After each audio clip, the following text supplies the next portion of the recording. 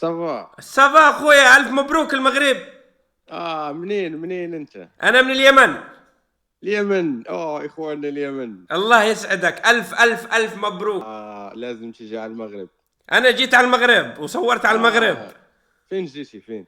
رحت طنجة ورحت اكادير ورحت الرباط ورحت مراكش ما جيتيش لكازا؟ ورحت كازا. كازا. لازم تيجي عندنا كاس افريقيا يوم الاحد. اي نعرف، من بداية الاسبوع الجاي ان شاء الله. بداية يوم الاحد. يوم الاحد، ومتى يخلص؟ يوم 17 يناير. 17 واحد. السلام عليكم. اهلا من المغرب، مبروك مبروك مبروك. الله يبارك فيك. حبيت باش نبارك لكم انا وندخل بالستريم ونبارك لكم اجمعين. اهل المغرب تستحقوا. ربي يخليك. ديما ديما ديما ديما ديما مغرب. خويا اش من ديما مغرب تسرنا نلعبوا المغرب. اش نعمل؟ لا المغرب ليش؟ حرام عليك، مبروك عليكم، ما زلتوا كيف فزتوا. والمغرب فالحين بس في الكورة. ليش؟ ما فالحين ولا في الشغل ولا في دراسة، فالحين بس بالكورة. هذا يعني هانا طيز أتحداك، لا هو عدل، أتحداك. نصير نفحص، نصير أي مستشفى نفحص، إذا قالوا هذا عدل اصلبوني. هانا طيز. يلا، اقل حاجة احسن من ولا شيء. ها كأس العرب، ها كأس إفريقيا، ها كأس العالم، خلاص ملينا. ليش مليتوا؟ بالعكس، المفروض تفرحوا وتكونوا مبسوطين. المفروض انت تغني الان وديما ديما مغرب وفي القمة علي احنا بالمغرب اللي يغني على المغرب ويحمل الراية كتير بنسبه. بناديله في كلمة، في مصطلح عندنا بالمغرب اسمه زليجي. لا اله الا الله، هذا كله لانه يشجع المغرب. زليجي يعني في المغرب انه بيموت على دولته. وانت زليجية ولا لا؟ لا انا مو زليجي. من وين من المغرب؟ انا من كازابلانكا. قولي كازابلانكا الدار البيضاء. يس. معروفة كازابلانكا، مشينا لها من قبل. وانت انت تونسي؟ انا من اليمن. انت يمني؟ ايه نعم. هو اليمن ما لعبتوش؟ واليمن ايش فيه؟ تقصيتوا انتم شحال هادي؟ احنا ما لعبنا اصلا، احنا ما عندنا منتخب. احنا عارف ايش نعمل؟ نجي نقول السلام عليكم وعليكم السلام ونروح. سامحوني والله.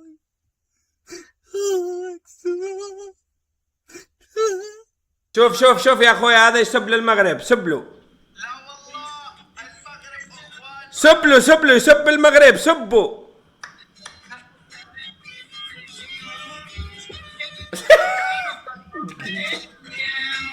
ايوه.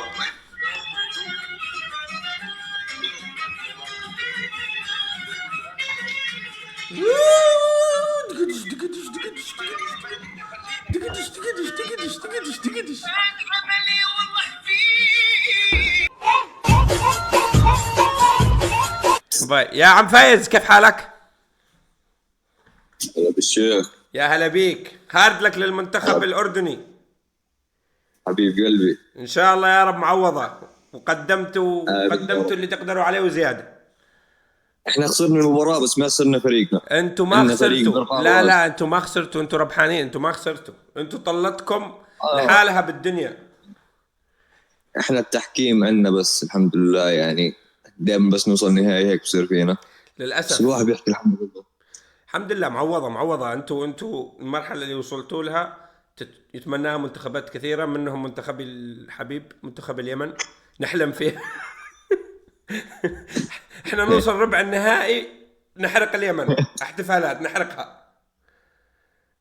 المشكلة انه هيك بس كيف بدي احكي لك، انه في ناس بتفتن بين الشعبين المغرب والاردن للأسف. يعني مثلا بيطلع لك واحد من البحرين هسه على ازهر بفتن بيننا، فاهم كيف؟ للأسف. فانه ليش الفتنه؟ ليش يعني احنا ما خسرناش؟ احنا لو اللي حضر المباراه امبارح وشاف كيف لعب الاردن بيعرف انه المباراه اساسا كلها تحكيم. بعدين ما في داعي للفتن، الواحد لازم يتحلى بالروح الرياضيه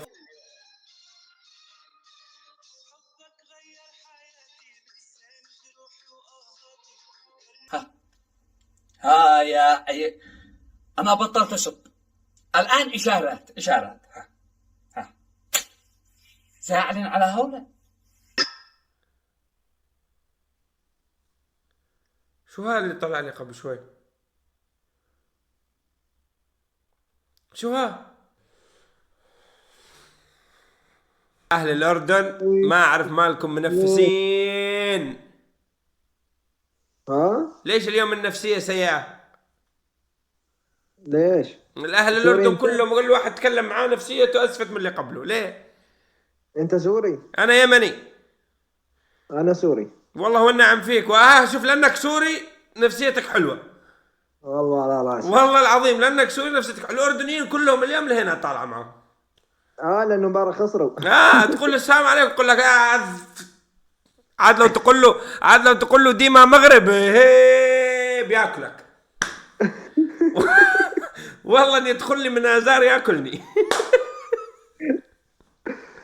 يلا عادي قول لهم كرة قدم سوريا وخسرت واحنا والله كنا نشجع سوريا من اعماق القلب. ما ربك ما كتب.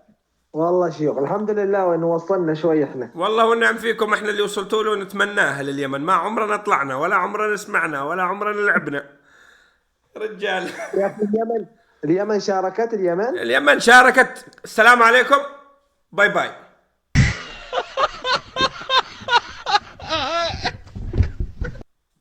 مشاركة مشرفة 5 ثواني دخلنا خرجنا. يعني معانا احنا عارف ايش معانا مسافة الطيران فقط. جينا وروحنا. شفنا الطقس شفنا الملعب وروحنا. غيرنا جو وروحنا. رجعنا للقات. تخزين الآن اللاعبين تلاقيهم مخزنين على البحر. مرحبا بيك. هلا يا أخي. أهلا وسهلا. كيف حالك؟ كيف أمورك؟ الحمد لله. وأخيرا حصلت واحد طبيعي أتكلم معه. الله يرضى عليك. الله يسعدك. شو مالهم يا أخي اليوم منفسنين كلهم بعد المباراة تبع أمس.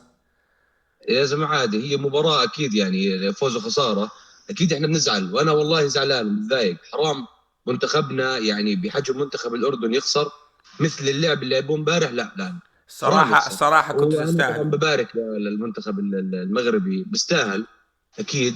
أغلاط تحكيمية أتوقع إنه في موجود بس عادي هي بالنهاية فوز وخسارة. وهي لعبة كرة قدم يعني مش يعني زي حجر النرد ما تعرف. يا زلمة يسعد دينك والله بتفهم. والله العظيم بتفهم. والله قدموا للأمانة. الأردن قدمت مستوى من أفضل مستوياتها في كل الألعاب اللي لعبتها للأمانة يعني شيء برفع الرأس. اي والله أنا مبسوط جدا من المنتخب جدا مبسوط بس وزعلان بنفس الوقت إنه خسر. إنه حرام المستوى هذا اللي لعب فيه يخسر. حرام والله إنك يا زلمة بتفهم. أنت الوحيد اللي بيفهم.